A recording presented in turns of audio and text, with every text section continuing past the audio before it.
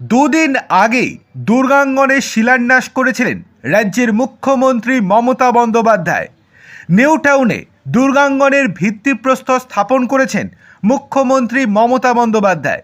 কিন্তু তারপরেই এবার দুর্গাঙ্গনের ভবিষ্যৎ নিয়ে প্রশ্ন উঠে গেল কলকাতা হাইকোর্টে।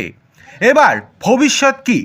আদৌ কি সম্ভব হবে দুর্গাঙ্গন করা মমতা বন্দ্যোপাধ্যায়ের দ্বারা, নাকি তার এই আশা নিরাশায় পরিণত হবে? সেই নিয়েই এবার কলকাতা হাইকোর্টে মামলা দায়ের করতে চলেছে সিপিএম। বুধবার নিউ টাউন থেকে রাজ্যের প্রাক্তন মন্ত্রী তথা প্রবীণ সিপিএম নেতা গৌতম দেব ঘোষণা করেছেন, হিডকোর জমিতে দুর্গাঙ্গন তৈরি নিয়ে মামলা করা হবে। পাল্টা গৌতমকে মাথা ব্যথা কম করার পরামর্শ দিয়েছেন হিডকো চেয়ারম্যান তথা রাজ্যের বর্তমান মন্ত্রী চন্দ্রিমা ভট্টাচার্য। গৌতমবাবু সাংবাদিক বৈঠক করে বলেন, হিডকোর আইন অনুযায়ী তার অধীনে থাকা কোনো জমি ধর্মস্থান তৈরি করার জন্য দেয়া যায় না। এই জমি সেন্ট্রাল বিজনেস ডিস্ট্রিক্ট তৈরি করার জন্য চিহ্নিত ছিল।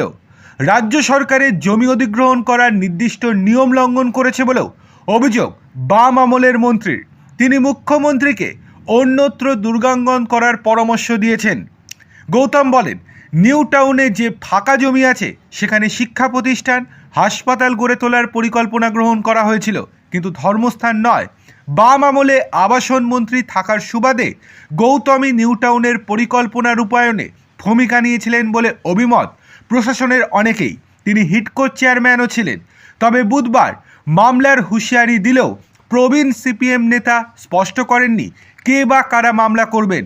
নিউ টাউনের সংশ্লিষ্ট জমি সেন্ট্রাল বিজনেস ডিস্ট্রিক্টের অধীনে কিনা সেই বিষয়েও খোলসা করেননি গৌতম।